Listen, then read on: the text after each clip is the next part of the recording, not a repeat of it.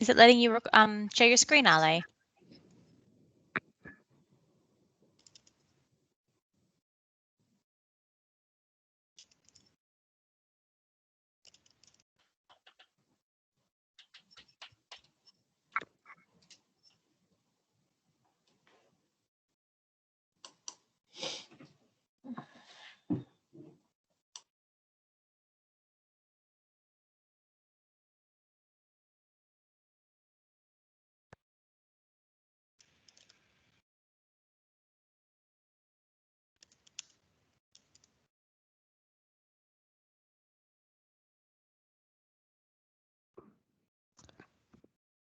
Welcome, everyone. I see someone's got their hand up. I'll just see who it is.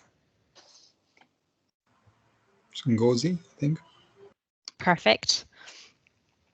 How can we help? Okay, I think come back. Oh, sorry, my hand wasn't actually meant to be. I think I was my part, so I put it down now. Sorry. No problems. Ale was having some technical issues as the old Microsoft Teams silenced, but I think she's back now. Yeah, So we can make it start. Yeah, let me share my screen.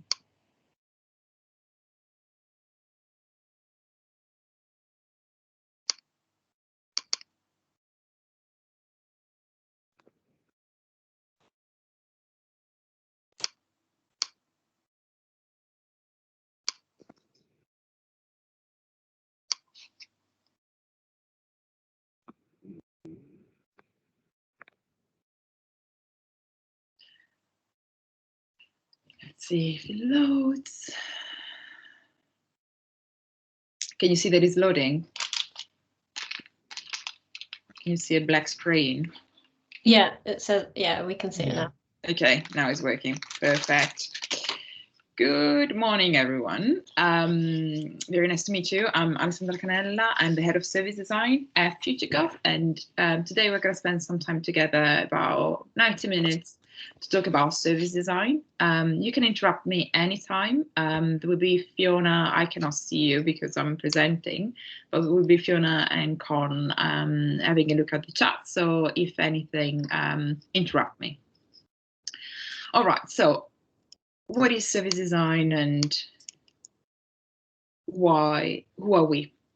So myself, Connolly, and other people you might have been working with are all coming from FutureGov, and FutureGov it's a consultancy that believes in public institutions that are the catalyst for change to really improve outcomes for communities. And we really believe that when we work with clients, we want to go beyond usually what the client is thinking. We always challenge, trying to understand if we did what you're asking is really like going to help your community, your place thrive, or is there something else we can do?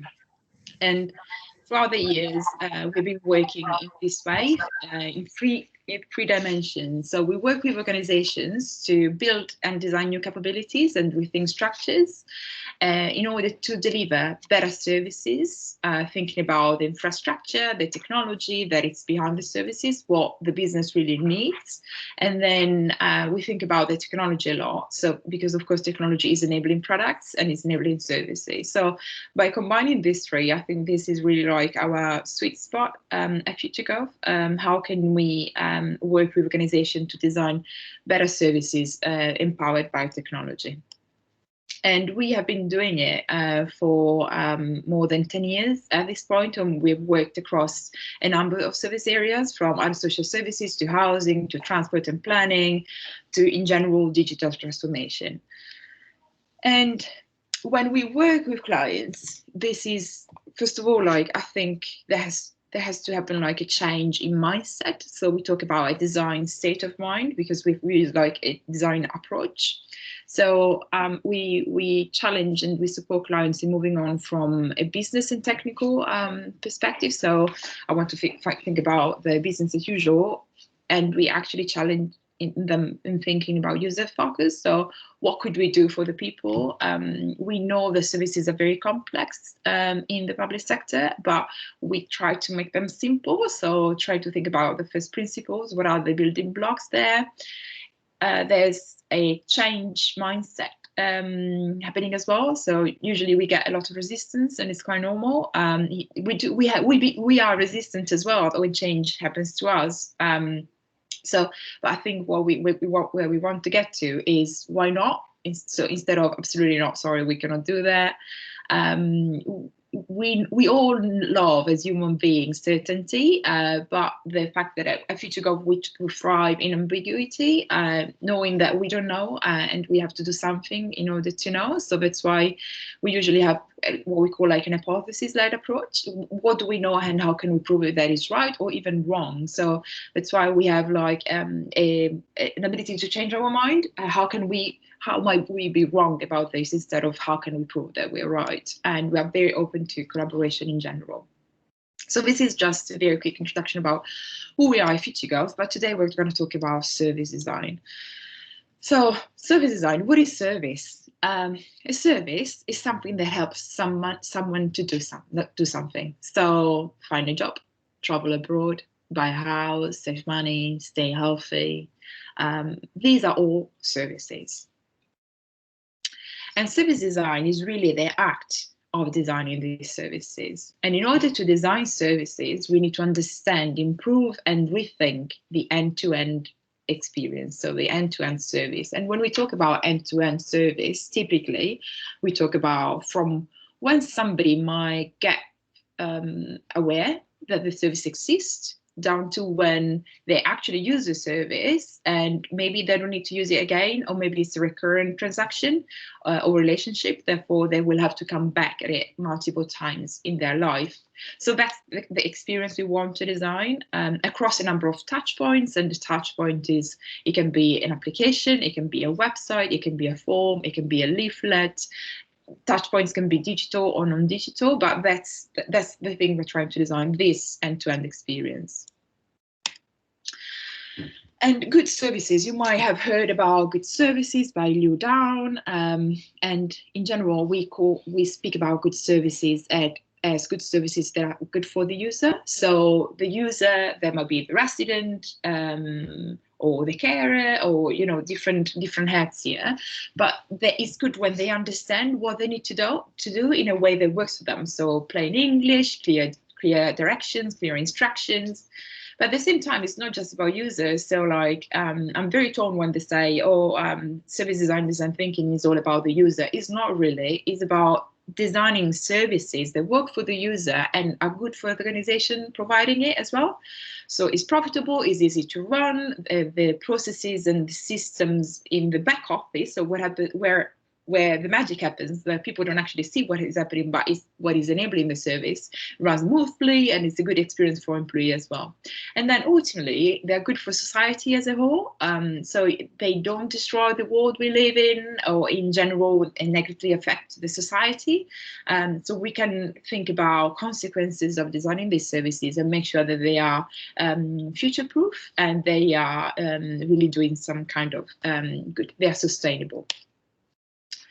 And this is like still a concept from Lou Down, that good services are verbs and bad services are nouns. And this is because if you think about it, the way public institutions talk about services is that very often they talk about things like the one on the right, hence our individual electoral registration system. And in particular for people that are not even English, I'm like, what is this? Why am I supposed to use this? When am I going to be using this? So verbs are much easier to understand because they talk about a thing I need to do. So for example, learn to drive. or get registered to vote, while nouns are quite technical and they're just used for very expert people that know exactly what they're talking about, they're familiar with the context, so they're not extremely accessible. So here's an example. When we talk about statutory off-road vehicle notifications, so on, the way we could reframe this, we could say, stop paying tax on my vehicle. And now, question to you, hospital discharge or individual electoral registration system, what do you think these are? If you've got any ideas, you can jump in or you can write in the chat, and Fiona and Con are going to support me, hopefully.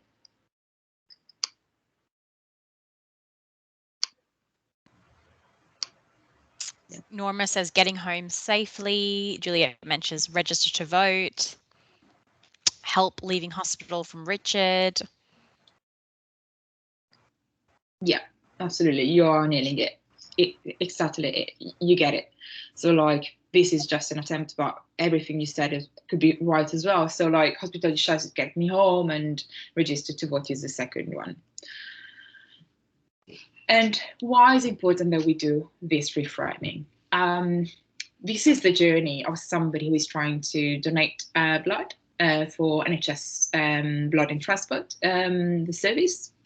And as I said, the journey, the end-to-end, goes from becoming aware of something, registering, preparing, doing it, and then following up. And typically, the journey is very, very fragmented. So there will be different departments delivering bits of this journey. So possibly there would be like a communication and marketing department doing the become aware.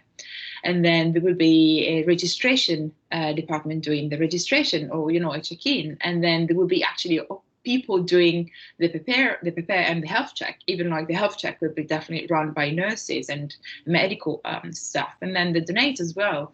And then the follow-up maybe is from somebody else, like maybe from the office people, officers. And what happens is that everybody has got a very narrow mindset and very narrow focus. They will think, okay, I just need to do the become aware. Once I'm done the become aware, once I have created a campaign that people can understand what is donating blood, I'm done. And then it's over to somebody else. But this creates a lot of hands off. They are not nice for people, because like hands off, you can feel it as a user. You're like, okay, this is weird. I need to fill in this other form that I didn't know about, or this other person is calling me and they don't know who I am, even though I just filled in, for example, a record about my notes. And these are all way of surfacing how the service is actually designed poorly from a back office point of view, and is servicing in the user experience. And this is what we should actually try to deliver. It's one experience in this case, is donate blood that goes across all the departments, all the people delivering it, but they're all trying to make this experience unique and comfortable and smooth for people. So it's quite a change in the mindset. And ultimately, why are we talking about services? Because services are what public bodies do. It's what government, central, local government, that's what they deliver. And the problem with government is that public services have been delivered for hundreds of years, and they were designed back in the days. And instead of, you know, redesigning them completely and say, okay, we got a blank canvas straight, let's rethink how we can get somebody on, get somebody to do a financial assessment. Typically, what will happen is that there is already a process in place. There are some technology that was bought, procurement maybe for 5-10 years already, organized, sorted, and therefore it's very hard to say, wait a second, we should really strategically rethink about it. Moving on from isolated transaction products, touch points into one full experience. And this is a very old image of somebody at GDS that was trying to map the experience of somebody trying to get a divorce. So, like, first of all, let's think about the journey, okay? So, again, think about the user. Somebody getting a divorce, possibly they're going through some hard time for themselves. So it's challenging time, personal time. And then at the same time, they might have to interact with a number of departments, they don't talk to each other, or sometimes even within the same department, different teams. And that's because they want to get something done, that is getting a divorce, but the journey is extremely fragmented.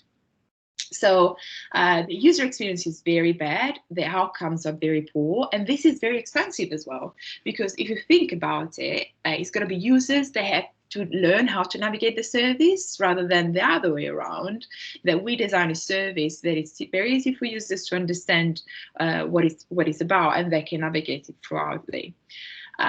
So when I said at the beginning, I don't think there's a gap between designing for users and designing for organizations.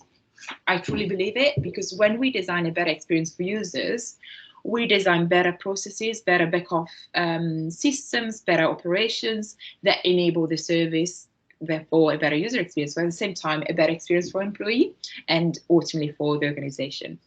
So this is like a different way of doing something similar.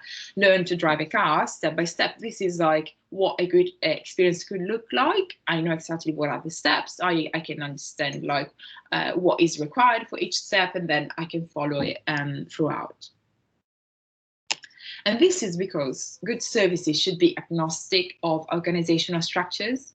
I shouldn't, myself as a user, I shouldn't even think like I'm speaking with different people that possibly don't talk to each other. I shouldn't get to have the feeling that something is off, because usually when I get the feeling that something is off, it's the organization, how the organization is structured, that is surfacing to a user level, and that's not good. I mean, the other day I was having a call with HMRC, because I got a letter through saying you didn't file your tax return, and I was like, wait a second, I just filed, it was on time and everything. I call, it takes 20 minutes to dial in, and then they're like, sorry, my system is loading, it's taking a lot of time. Oh, sorry, we didn't send the mail, somebody else sent it, let me transfer you to another team. And then when I spoke with the other team, they were like, oh, sorry, but the system was, that letter was automatically generated, therefore like you don't have to worry about it. And I moved on basically in 3 teams, across three teams, just to have a conversation about what was the mail about.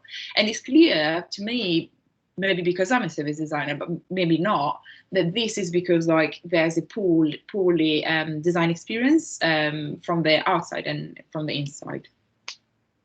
And it would be so nice, this is like something we discuss about, what if services were actually designed around users and what is happening around users in that moment? So like we talked about getting a divorce and how fragmented is that experience. But if you think about, for example, having children, I always mention this because I had one like 3 years ago, so it's very clear in my mind.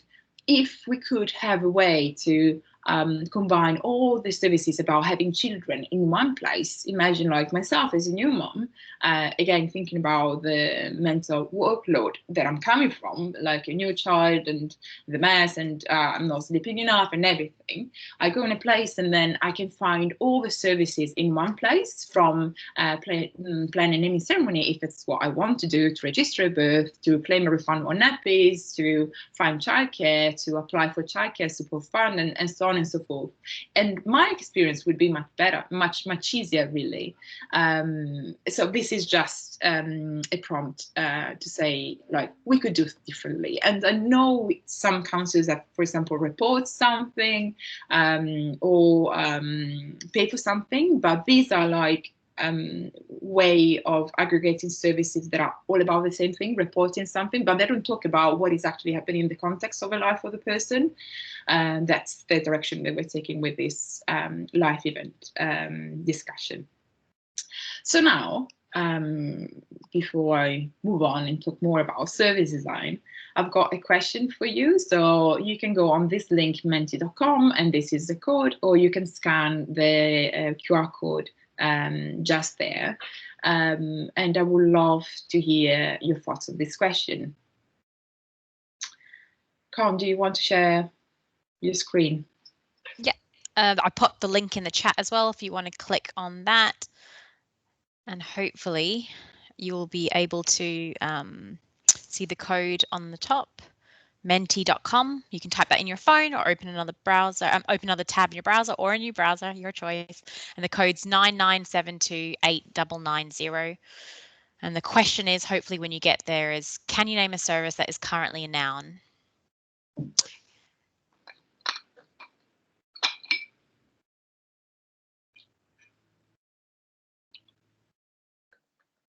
Brilliant. So we've got 2 people. Great, 5 or 6 people coming on now. Yeah, and some of those are trickier compared to others, right? Like waste. I can understand what you're talking about. But for example, HR. Revenues and benefits, very tricky. I mean, we are all familiar with it, but if you are a person who needs benefits, for example, how likely is that you truly understand what you're talking about?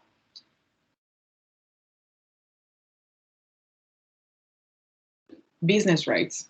Yeah, I mean, not having a business for me was very hard to understand what business rates are. Yeah, compliance. Some of these are actually fine, like marriage registration. Yeah, it's a good one. It's clear, right, what you're doing.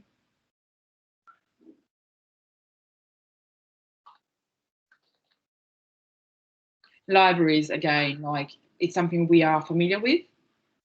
So it's easy to understand what you could do with it. But for example, democratic services is not as straightforward, because that would be how I can vote, learn how to vote, you know, something like that. And it's not as easy.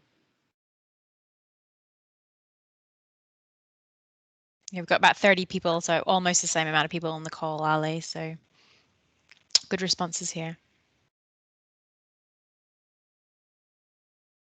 Local offer, yeah, local offer. Local offer is like the nightmare. Nobody ever understands what is local offer if you ask like residents. Before we move on, have you got any questions or anything you would like to point out?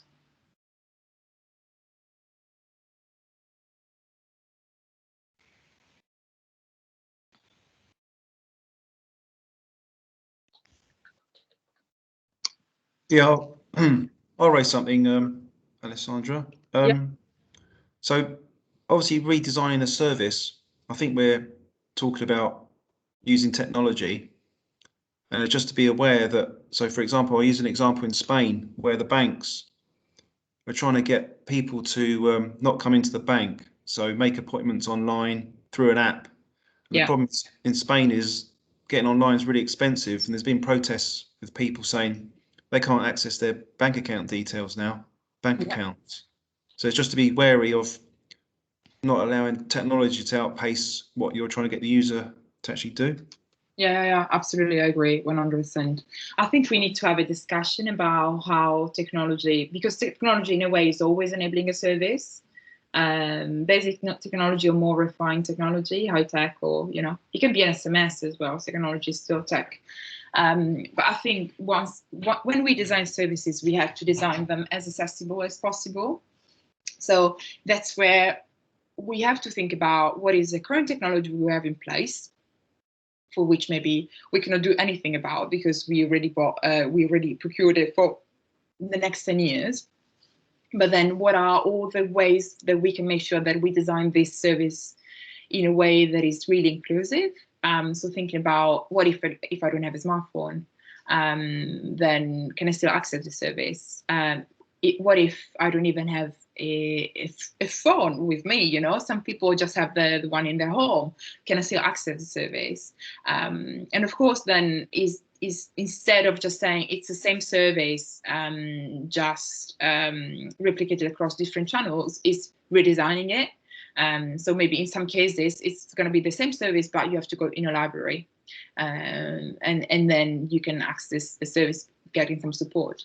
And I think we talk a lot about like accessible interfaces. You know, we do the accessibility assessment, and they are like automated or not a way of understanding if a user interface is accessible, but it's equally important to understand the accessibility of services.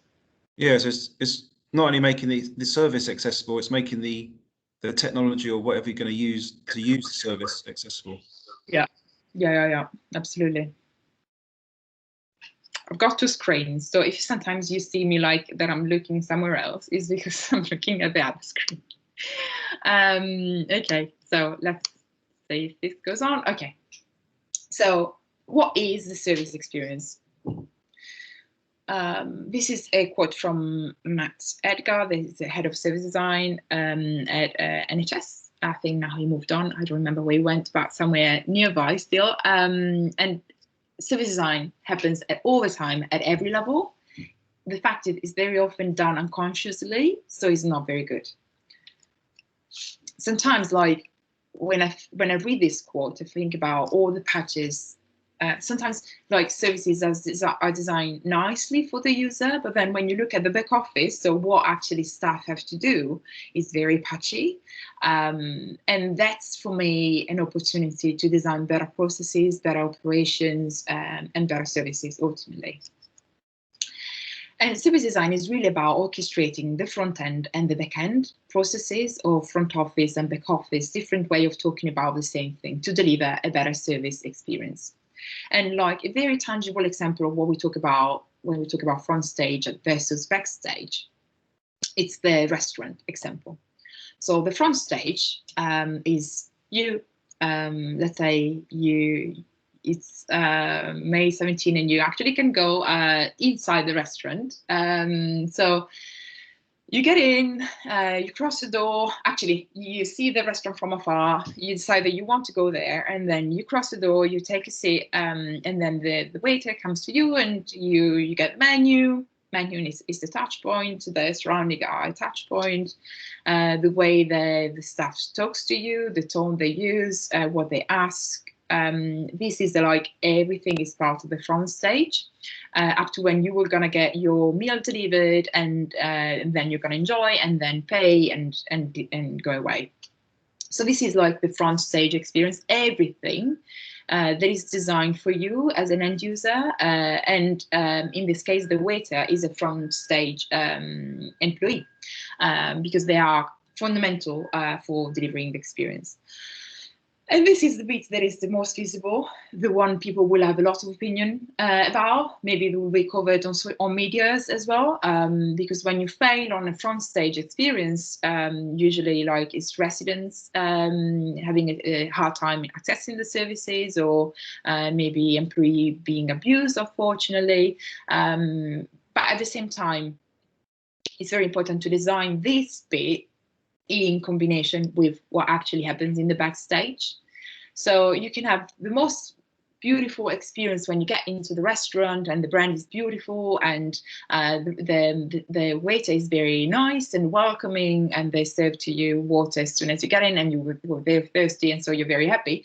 But if the kitchen is a mess, what's the Gordon Ramsay Hell's Kitchen, isn't it? There he goes and checks out what happens in the backstage of the kitchens, and it's a mess. So like the teams are not working together. They forgot to order peas that were needed for the thing, and by the time the meal is ready, it's actually cold. You get maybe the pasta, but the chicken is not ready for the other person. So these are all the things that happen in the backstage that are actually enabling the front stage. And if I think about government, when we talk about backstage, are like all the processes, all the procurements, IT, teams and technology that are enabling the services for residents. So it really has to work together very well in order to enable the front stage. And then, so this is like in a very, if we look very specifically at the service, I would say like down like this, as if you were looking at your feet, but then it's very important to look up as well when you design a service and think about wait a second, let me understand what's the context this service is going within, what's the policy, what's the place, what's the organization, what is happening in that specific area, right? So for example, when a couple of years ago, we were trying to redesign the new offer for libraries in Sheffield.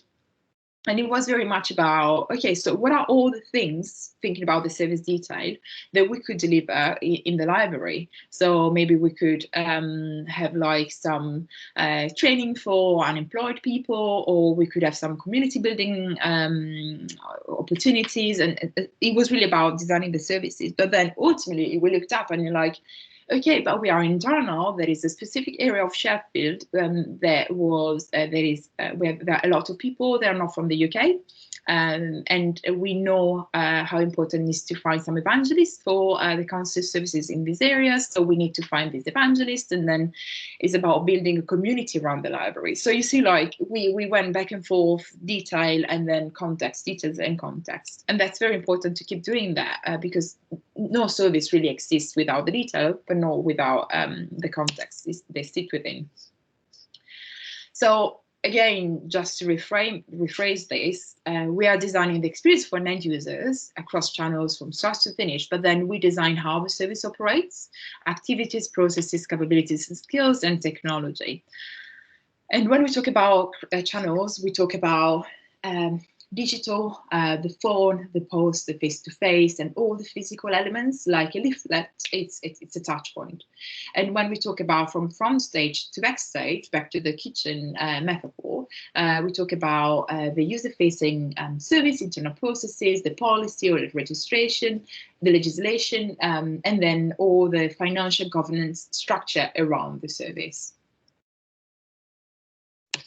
And this is an example. So this is like usually something that is used to describe what service design is.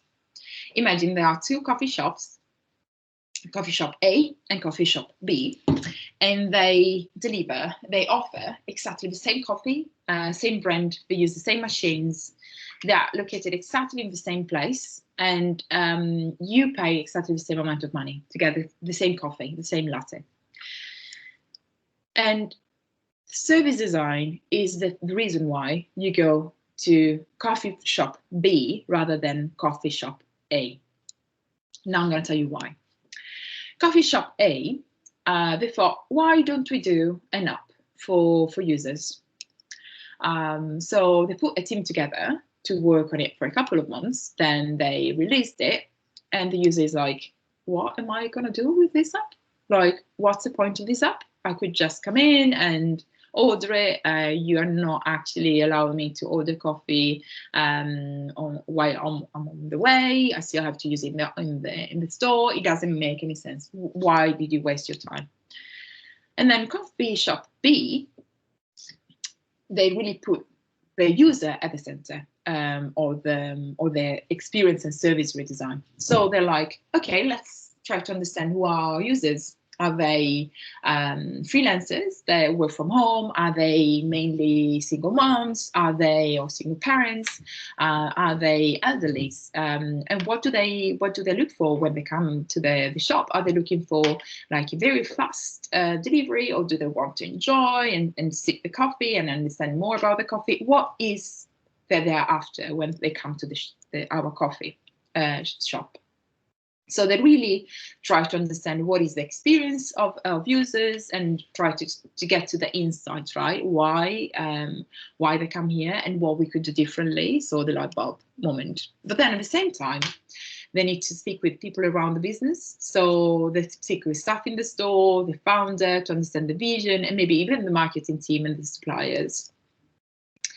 And they bring them all together. They deliver, one of the things that you could do in a design thinking approach is like, bringing all these people together in a workshop so that we align the intent and the vision, what we want to get out of it, and we can possibly map out not only what is the experience for users, but ultimately what is the experience for us that we are delivering, the experience. So for example, you might understand that it's very tricky to, the delivery of the coffee always happen at a time that is very inconvenient, or the payment system is particularly bad and it just doesn't work when people are trying to pay by card, and so many other things that are not working.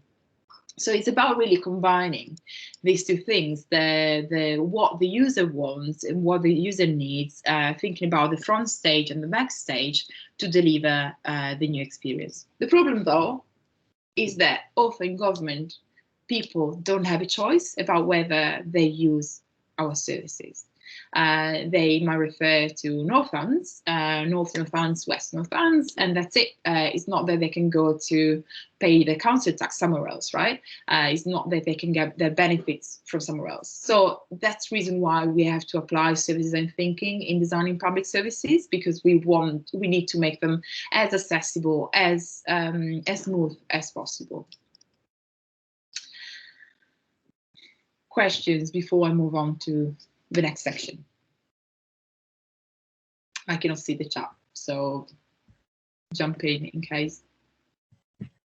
Hi, my name's Kirsty. Could I just ask a quick question? Obviously, a lot of the services that are used across the whole of the government are the same, as in the journey of the child, as the journey of the adult, for example, in a divorce.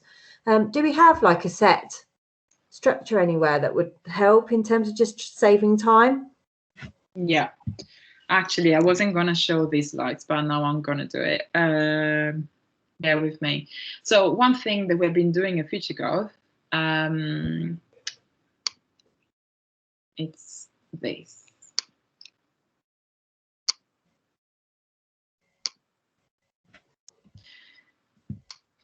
It's what we call service design patterns. So GDS, they have been working on a design toolkit, basically to make it easier to speed up the way we design interfaces. So, you know, like even no funds, we use the GDS design toolkit to start with, so that it would make it easier to design a button for a page, or make it easier to design a form for the page, and so on and so forth.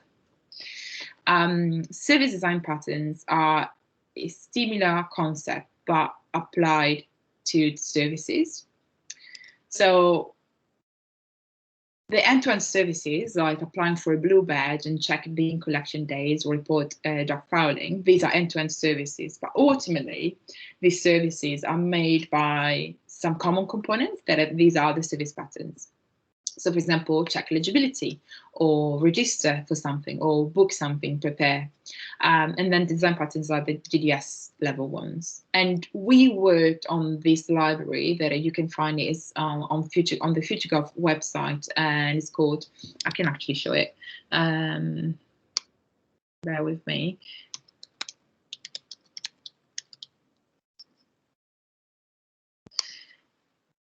We worked on this library that is about collating all the patterns across local government. So if you click on see the patterns, then you can see like check, register, tell, request, apply. And then here we started collating what are the services that are using these service patterns, so that in the attempt of supporting a cross-sector collaboration, because for example, if we check like register something, it's a service pattern that is used across these services. Apply for a course or a music group, or apply for a school job, or book a music course, and you see a number. So the idea behind is that if we could design one experience for registering for something, then we could replicate it across a number of services rather than reinventing it all the time. So that's something in the direction you were talking about, because if I got the question right. Yeah, absolutely. That's really helpful. Thank you. You're welcome. I can maybe Con, I sorry, I don't see the chat, but maybe you could post this link in the chat. And like, why is important to do service patterns? Because it's about thinking holistically across the service. It removes the potential of duplication of effort in maintaining services. So like multiple services having to solve the same problem. It fosters knowledge sharing and best practice across the org. Allows us to create new services very quickly. I'm going to take how somebody else does register, and I'm going to do the same, and no services left behind.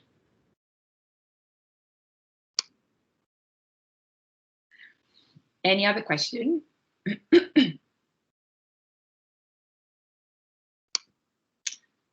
to take it as a no. And so what are the 3 things the service design does?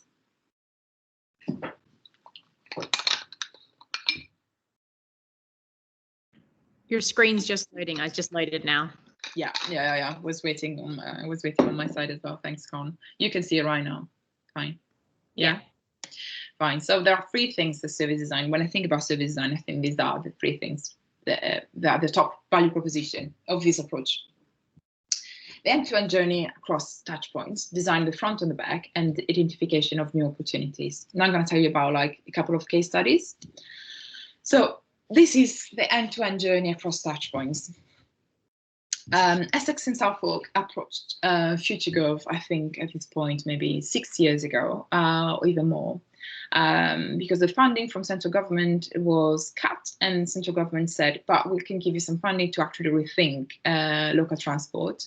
And they joined the forces, and they asked FutureGov to come up with, to understand what was the scenario like, if there was anything we could do, and then try to pilot and test it. So after like a number of honestly years of work, we ended up with this concept that is called Ride. So it's your local service that helps you go places in Essex and in Suffolk. So the idea here was basically like Uber for remote areas where Uber, of course, doesn't get to because it's not viable. We were thinking about using the existing fleet of existing providers of demand responsive transport, combine them all together in one platform, make this platform very well known within the local area so that everybody can understand, okay, I want to book a ride, and then make this a platform where people could actually book it. Because right now, back then, the different suppliers had different systems. It was mainly relying on people phoning in and asking to book a ride, to book a late from one place to the other one. And it was perceived as very much as something for elderly or people with mobility needs. So we thought, let's do it. And in this case, the power of service design was really like the one of thinking about trying to understand who are these people that would use the service, trying to understand is there an opportunity in the market, and then we designed the end-to-end experience. We designed the website that was responsive, so you could use it on the mobile as well. We designed the community building playbook, so like everything you needed to do in order to offer the right experience, from the brand, the use of images, to how to write a message on social media to get more people interested, down to the supplier checklist and driver briefing. So these are this is the briefing for drivers. So the drivers are still part of their own supplier, so different organizations. But when they were delivering rides, for Ride, they had to change a little bit the way they would talk about the service and being able to articulate it, and sometimes even like have a poster that said Ride on the side of the bus. So these were like, this is really about designing the experience and making sure that drivers that are the main touch points were on board with it, and then like posters, just as an example.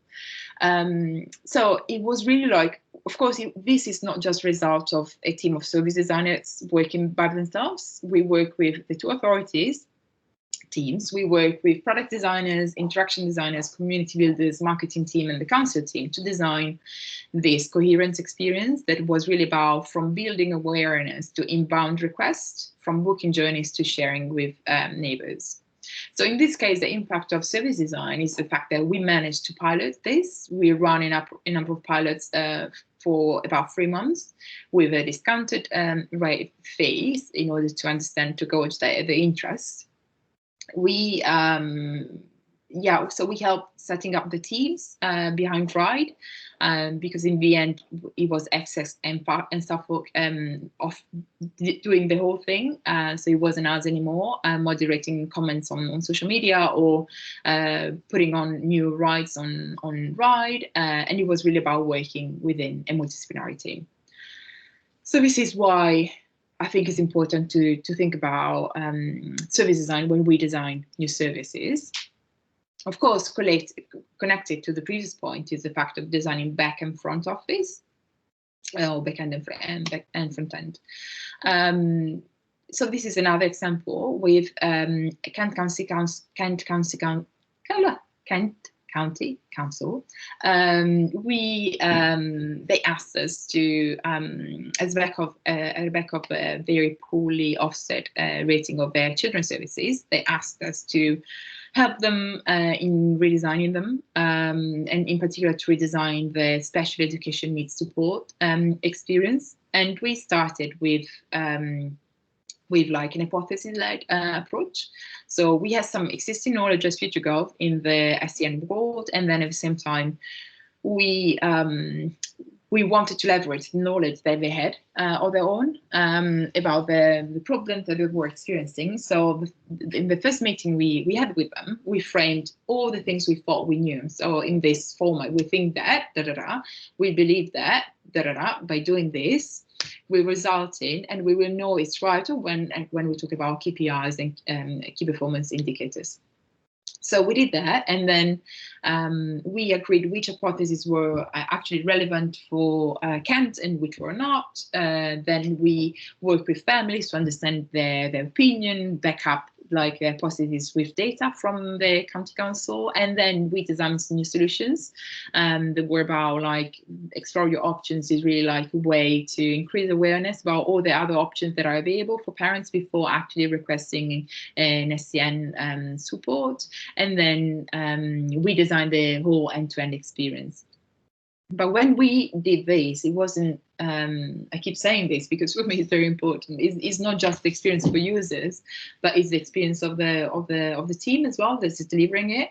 So what we've been doing is that we've been trying to monitor how long it took for employees to upload the documents that they would receive by post, because that's how the application process worked before our project together. So we monitored that. We saw how many of these applications were coming in not complete. Something was always missing. And in the end, we transformed this into a digital form that people can access after having explored your options.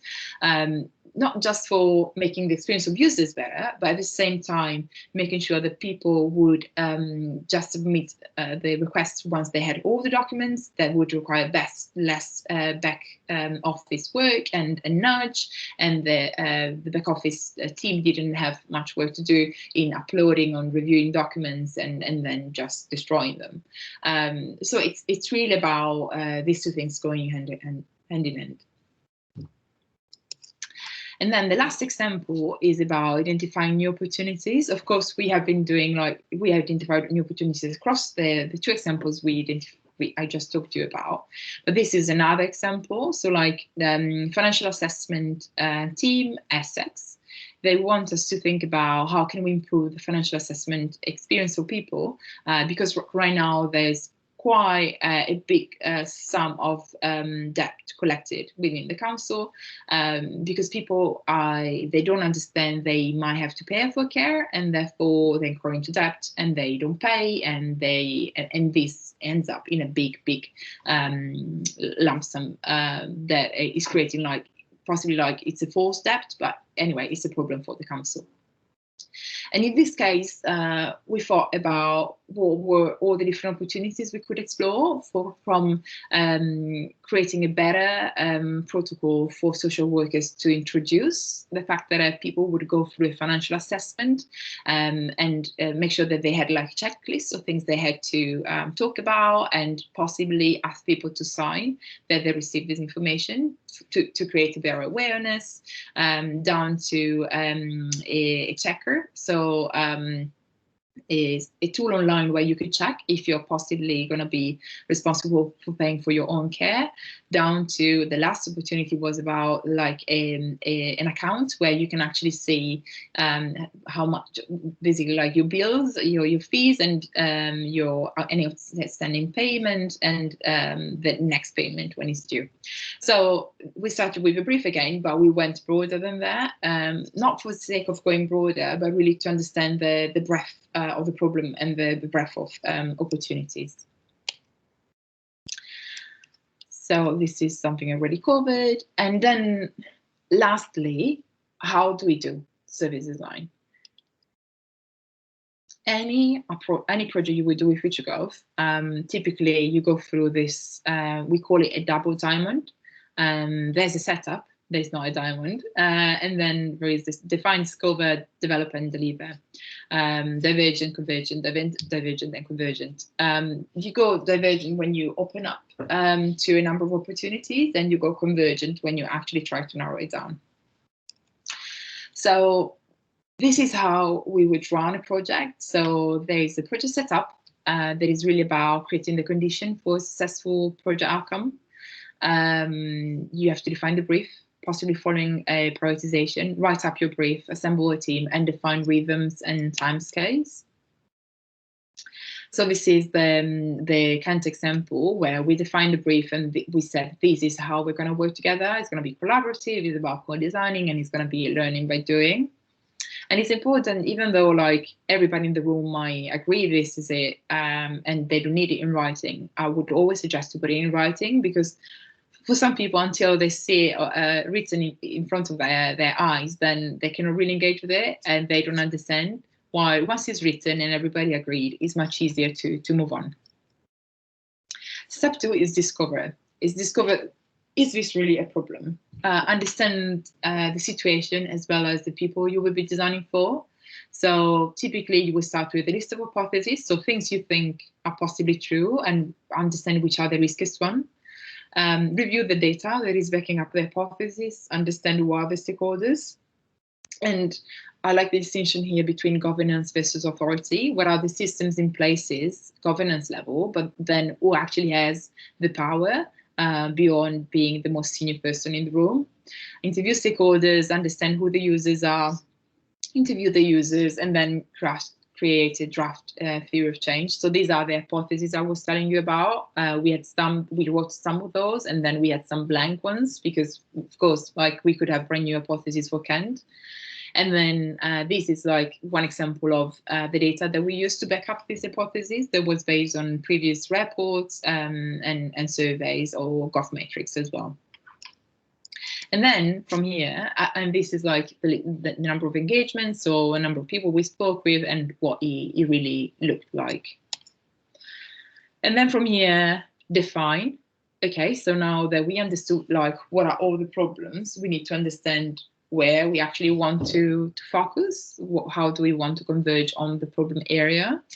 You need to synthesize the insights and identify the specific problem you want to solve. So typically you would review all the data you collected by all the interviews with stakeholders and users, trying to understand if there are patterns, review the hypothesis, have in front of you like a very clear as this journey, so what it is like right now, identify opportunities area or problems area, so where things are not going right, and maybe start creating user stories as well.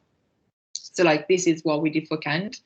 The user insights is like what we learned. For example, parents don't know where to go to find support and reliable information, and why this is important. And then we identify like a very draft theory of change.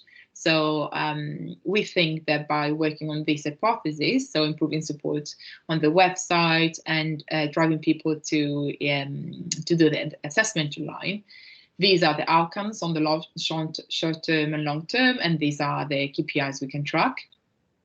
And then we basically like identify 2 opportunities. We could support better requests, so before a request is submitted, or we could make the experience of once the request is submitted better. And we decided to start with the first one, so supporting better requests, because it's like it's basically having an impact on the second one. So we wanted to start on the earliest step possible.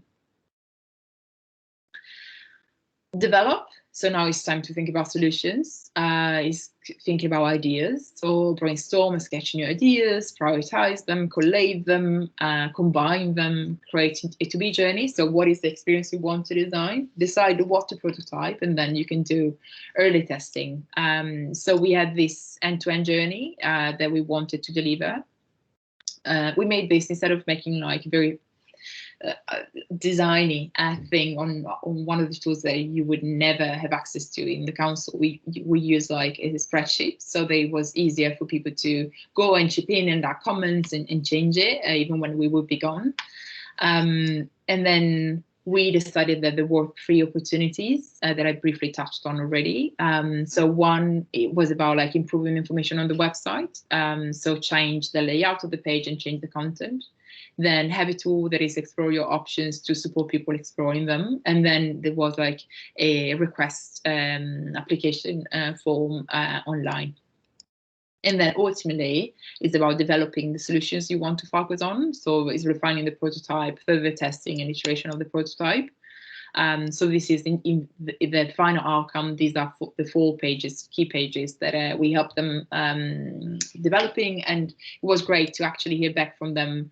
I think about 6 months ago, and they told us that they actually implemented it, and it was brilliant to hear. So, but then equally, it's important not to think only about the solution, but how are we going to track the success of our intervention.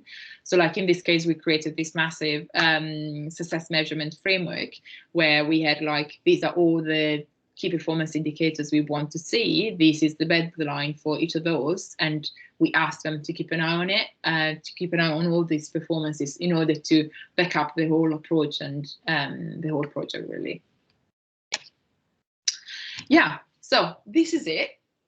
I've got some questions for you, unless before moving on to the questions, you've got any for me.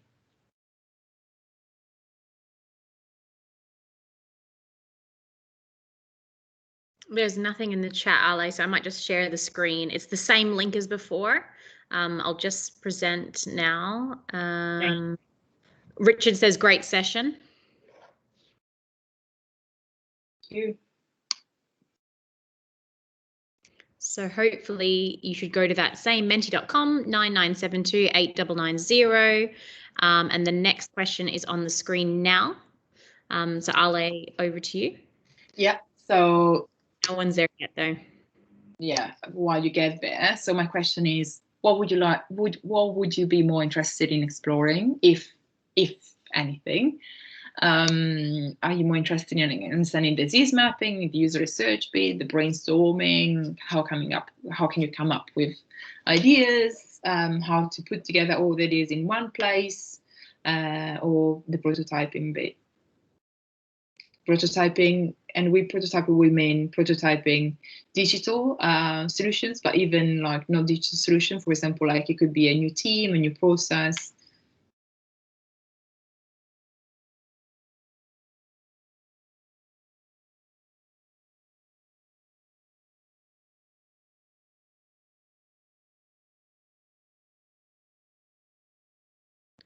We'll wait a little bit longer to see if we can get up to about 20 people on, and we got about 11 responses so far.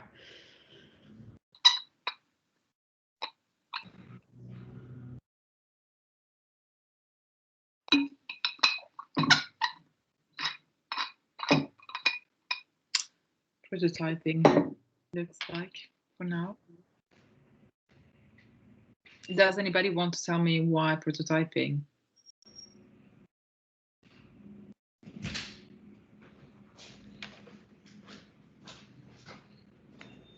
Or why whatever you put in there? That would be nice to hear from you.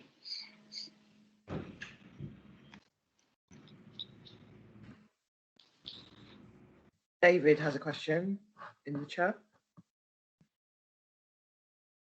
I can see the chat now.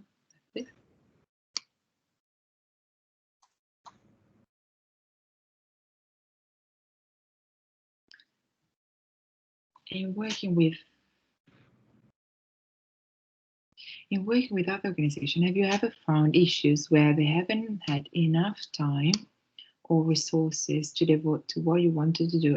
Yes, all the time, David. Yes, there are different ways of doing this. We try to be very upfront about what's the level of engagement we need in order to make the change we want to see. Because for two reasons. First of all, because we don't know enough usually about what we are, the context we are operating within, and the policy area, the service area, to just run it by ourselves. And then the second reason is because if the staff is not involved, possibly change won't be sustainable on the long term. It won't be sustained. So when we sign a proposal with the client, we do the kickoff, we usually are very upfront about the number of people we need to get involved and where they should be coming from. And then about condensing the process, yes, is not, you don't necessarily need weeks and weeks on each of the steps. If you have like an hypothesis-led approach, you could move on from the hypothesis to the prototyping very, very quickly. And that's what we did with Kent. Within 3 months, we delivered the whole thing. So it's very like, it's more about an iterative process. So it's not that after the 3 months it will be done. It won't be done even after a year, to be honest.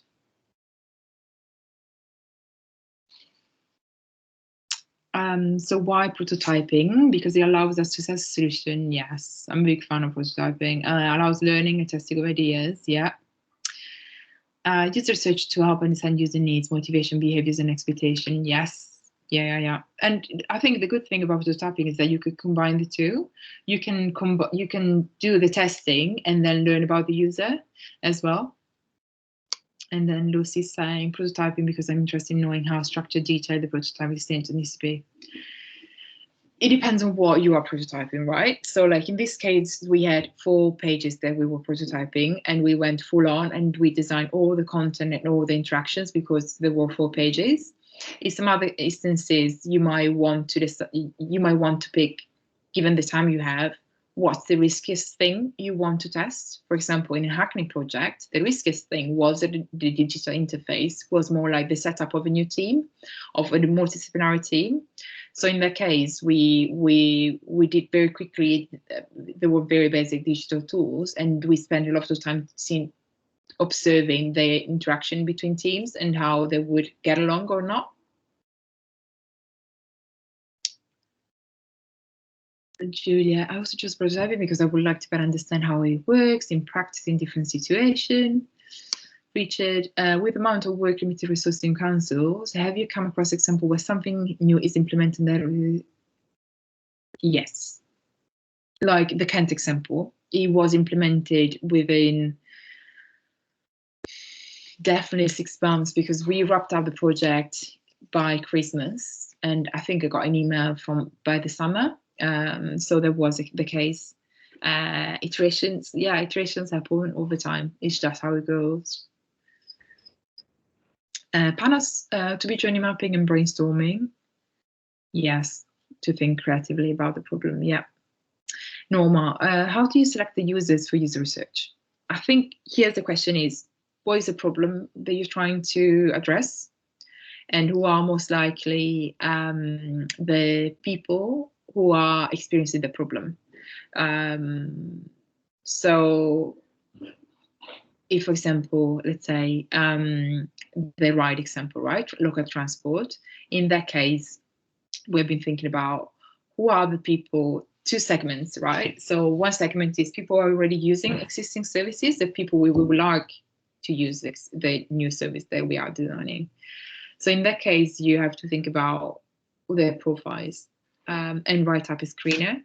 So a screener is a document to make sure that you speak with the people you want to speak to. And in the screener, you will go very detailed and say, people, if, for example, you're saying definitely elderlies use ride, then you could say, okay, so it could be 60 to 80 and they don't own a car. And they used the service before. And in this way, by building up these profiles, then you can ask somebody who has been in, maybe like the existing providers, if they can share the details, if they GDPR compliant, of course, if they're fine with it. Or you can get to some recruiting agencies. So there are specific agencies that help you find the people you need to speak to. But it's very important that you do that, because otherwise you might be speaking with somebody who is not experiencing the problem or is far away from being the user of your future product. So it's an important stage of this whole process. Lawrence, brainstorming, ways of really getting the best idea from involved people. How do you avoid the pitfall of a camel in a horse? Yeah. Yeah, I mean, I think what is the most important thing about brainstorming is having a constructive mindset, not going and say, you know, we usually say have a yes and attitude rather than a no attitude, because you have to build on other people's ideas. And I think what is the trickiest bit about brainstorming is that we have constraints we have to work within, maybe like a platform that we need to use no matter what, and that definitely creates some boundaries for our creativity. But boundaries and constraints are good in general, if you can think still creatively about them, because it's impossible to design on a blank canvas. You will always have constraints. It's about how you think about them that is different. All right, then. The second question was, thinking of your context, complete the following sentence. I think service design can be useful to keep things simple, restructure services and user experience, transform business, yes. Facilitate change, new ideas, literally everything. The principles and tools can also shape, yes, absolutely, how an organization works and how definitely need to change how we work, deliver good services, yes, improve the customer experience. Did the Unitary Council promise to residents and businesses to deliver improve the more joined up services, bridge the gap between providing the best possible journey and constraints placed upon the service organization? Yes. Improve the service for users, help teams identify how they can improve the service and engage them in the process. When they are implemented, they're committed to change. Yes, absolutely. Like, it's absolutely pointless to do any like of this service design work if there's no commitment, internal commitment, because like we as FutureGov, we can design as many nice services we want, but it's really the implementation that it makes a difference. So if there's no interest, it's pointless. Yeah, think about everybody, stakeholders, interested, invested. I mean, yeah, absolutely. And then pick your battles, right? Because the more stakeholders you will have involved in a project, you will have to think about which is posing interesting constraints to the project and which one is maybe like following other drivers, maybe like political driver or other drivers. So that can be like tricky. Should we go to the next question, Ale, or is there anyone you'd like me to pull up? Yeah, I think it's fine. It's good. Let's go to the next one. Which services do you feel need to be redesigned in your council?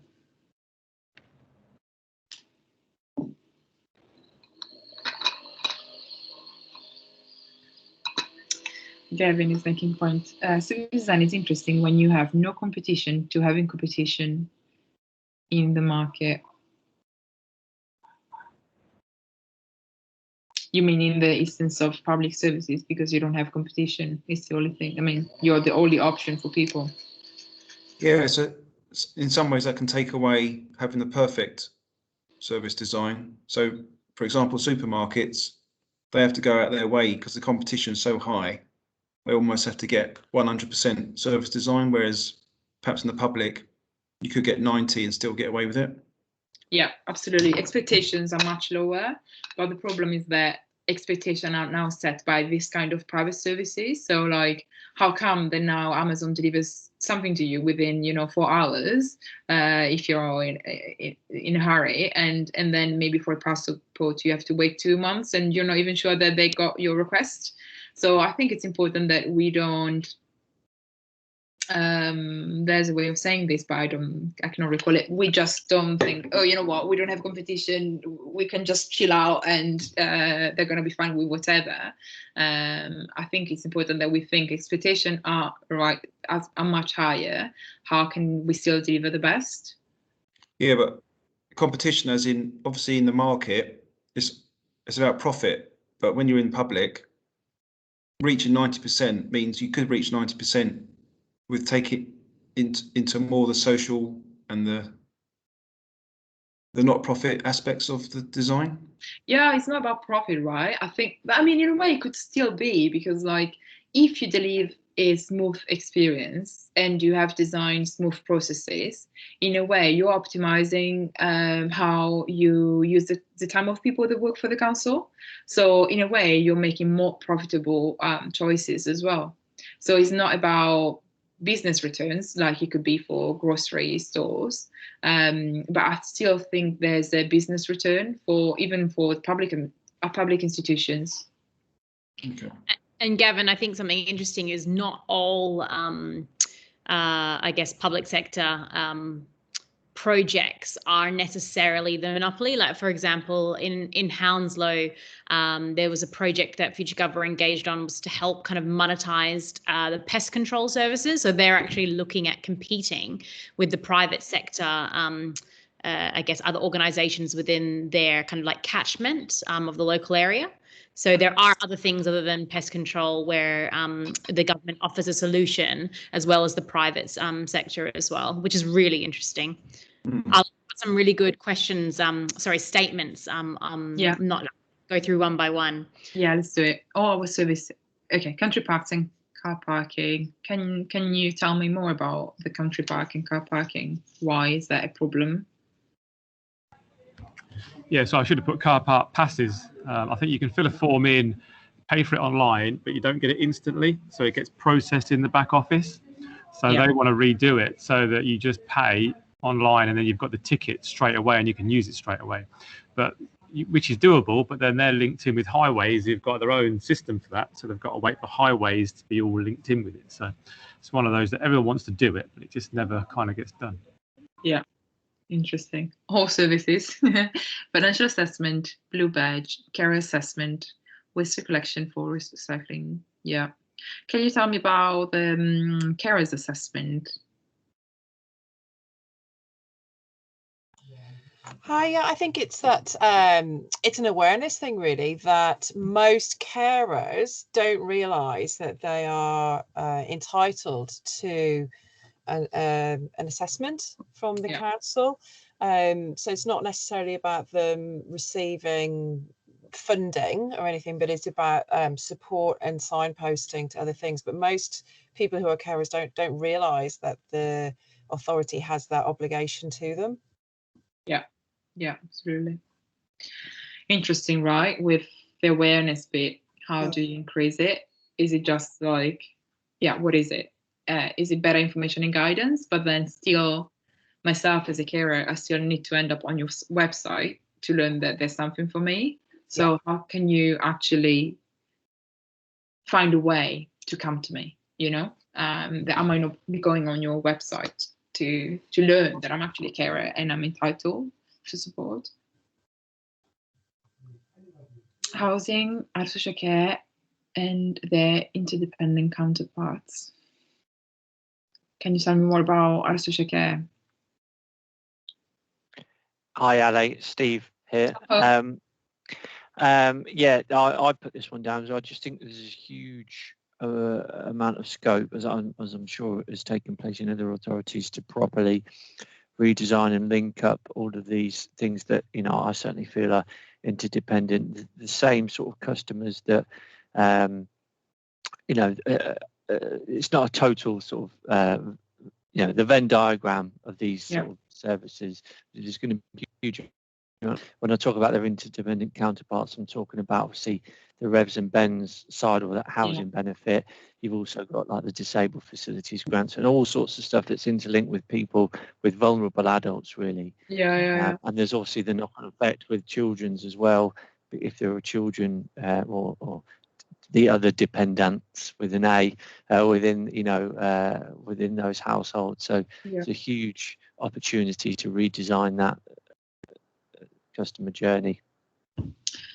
Yeah, we've done a lot of work in social care across like a number of authorities, Essex, Buckinghamshire, school transport, a lot of housing, I can see, children's services. I accidentally put before, or submitted, I put the council. It looks like where everyone's put is the actual whole council anyway. Yeah, I actually liked your answer. I was like, okay, yeah, let's redesign the whole thing. I thought that's where you were going, Kevin. Yeah. I think this is the last question. Is then service design what you expected to be? Or did I say anything you're like, oh my God, I had no clue it was this thing?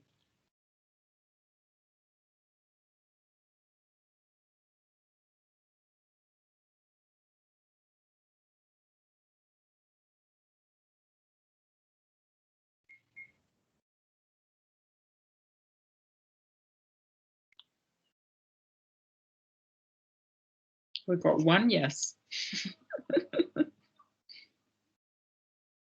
One yes, indeed.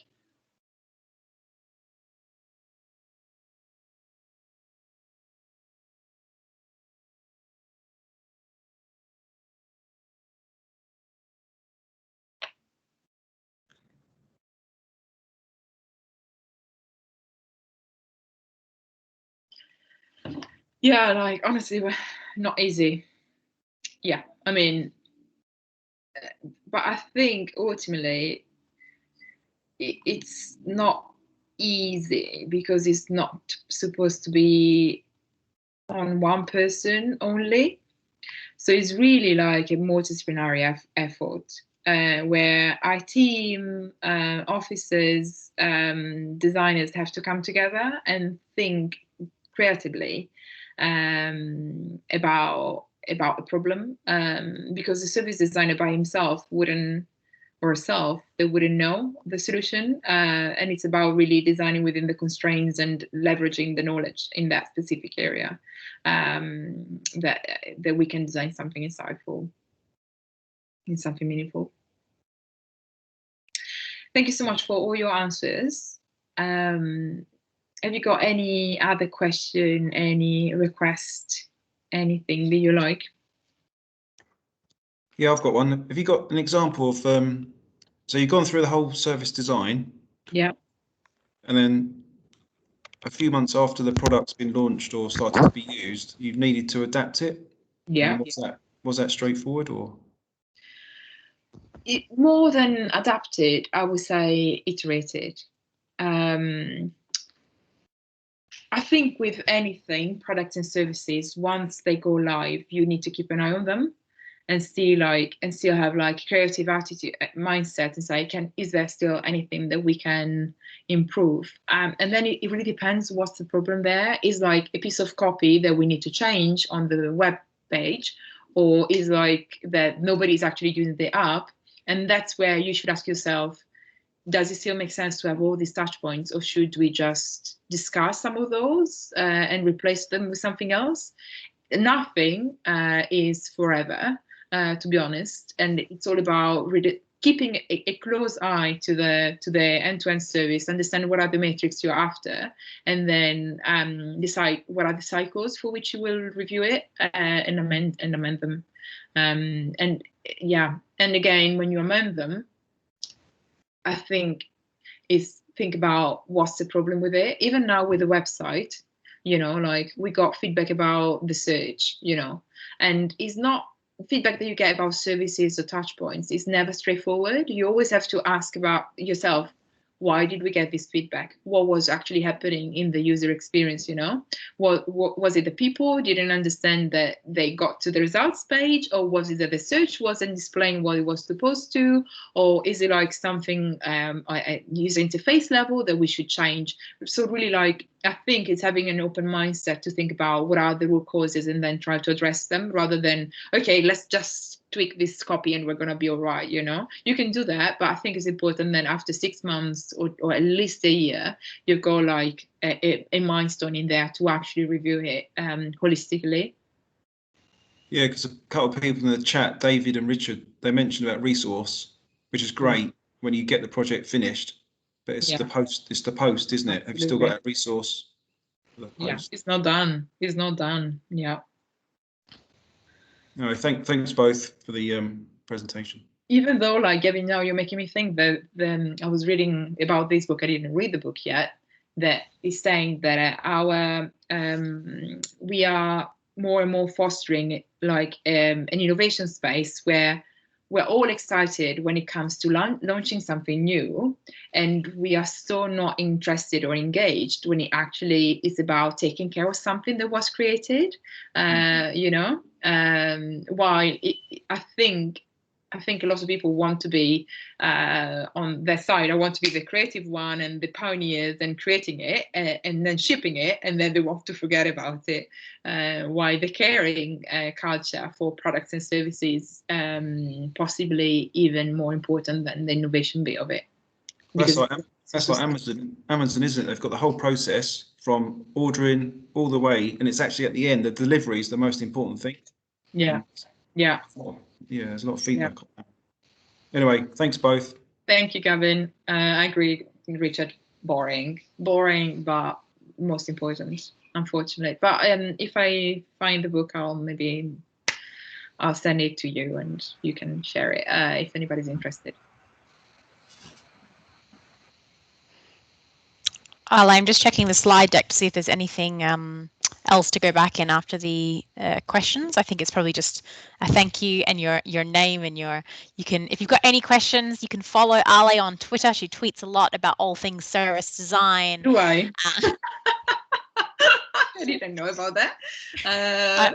I'm plugging Ale's social media accounts, and there might be Ale will share the deck with everyone, but I don't know if you've got like if people are interested in finding out more about service design, whether it's blog articles or books, maybe we can have a bit of a resources, like if you're interested to find out more on the slides that we share around with everybody. Yeah, I will definitely add them. Absolutely good point. Based on your experience with working with a number of organizations, how did you deal with the culture mindset of stakeholders in the organization?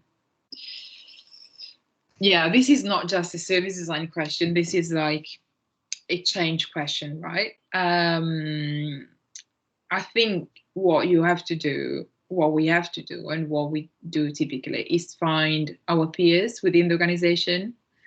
First of all, allies. Our allies, yes. Because, like, first of all, if somebody asked us to work on something, there's an appetite for change.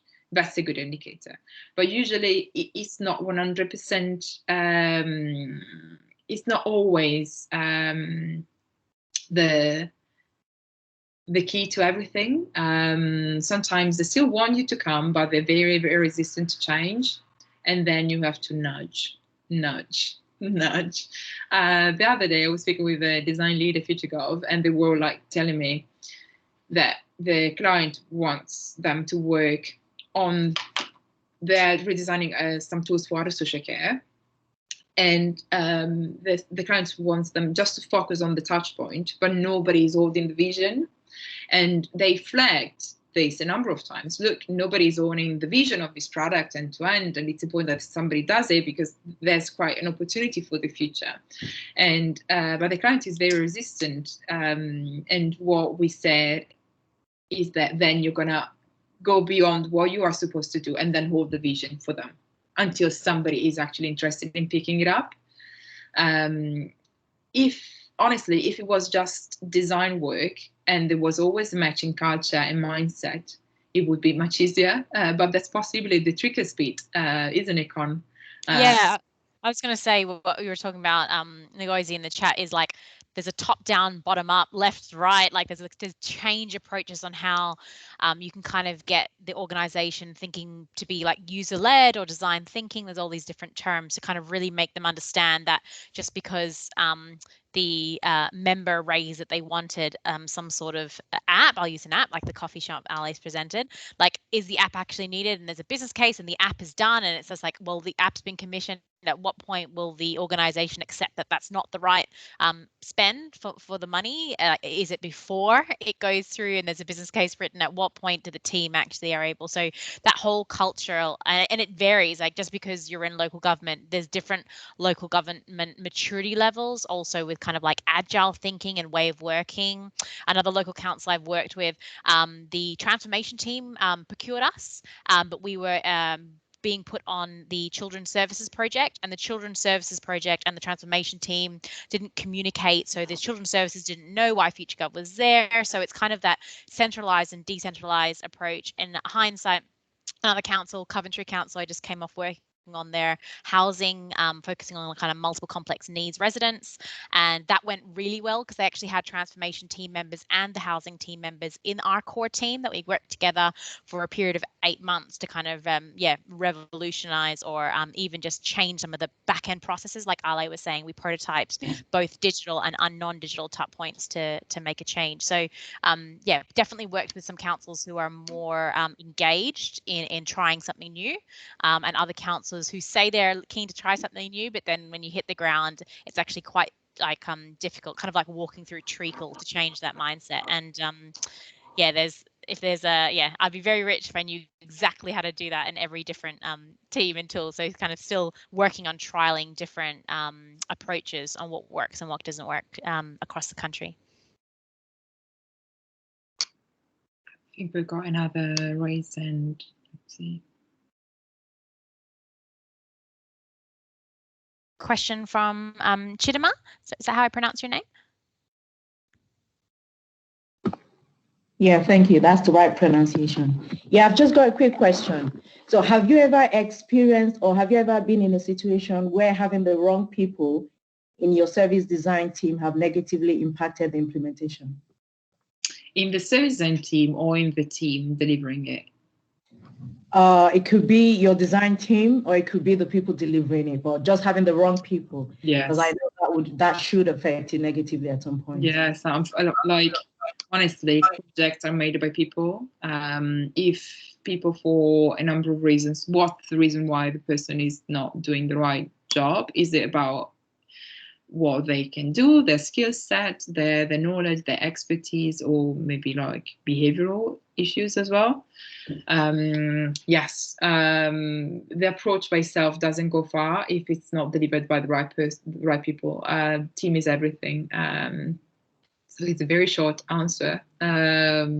Yes, it did. And then there are like different things you could do about it. If you understand that in time, you can call it out and maybe replace the person, depending on what's happening. Like we've got a pool of people at FutureGov, perms and contractors.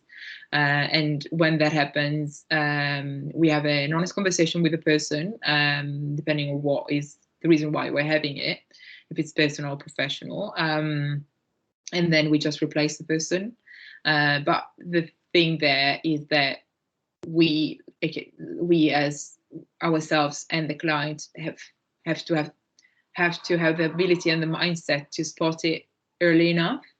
One of the things, sorry, Alex, one of the things we do that on the North Ants project was something called a user manual, because it comes down to communication. If someone gets brought onto a project team midway or towards the end. A user manual is a way, just like a washing machine. If you buy a washing machine, you get a manual on how to use the washing machine.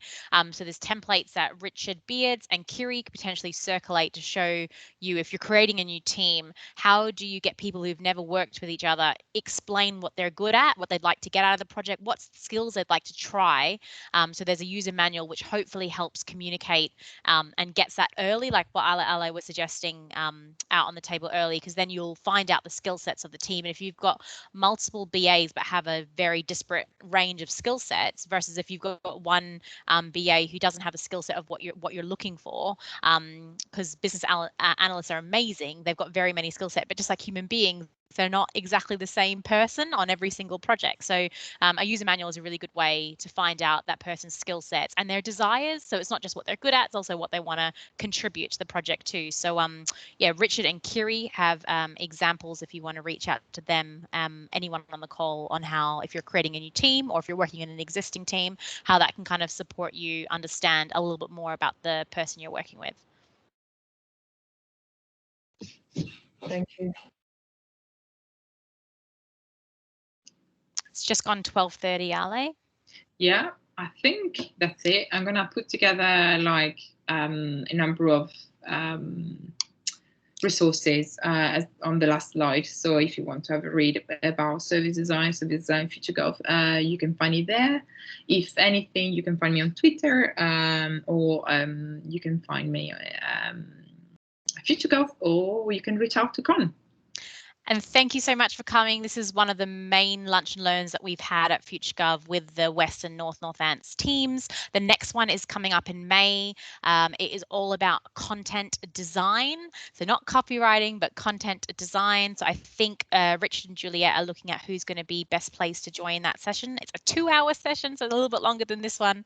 And it's going to be run by Ian, who's also working with Stephen and David from a content side on the North Ants workshop. And there'll be a few more lunch and learns in June. So hope to see you there. Really value your time in joining us today, and I hope you have a lovely afternoon. Thank you. Bye, everyone. Cheers, both. Bye. Bye. Thank you. Bye.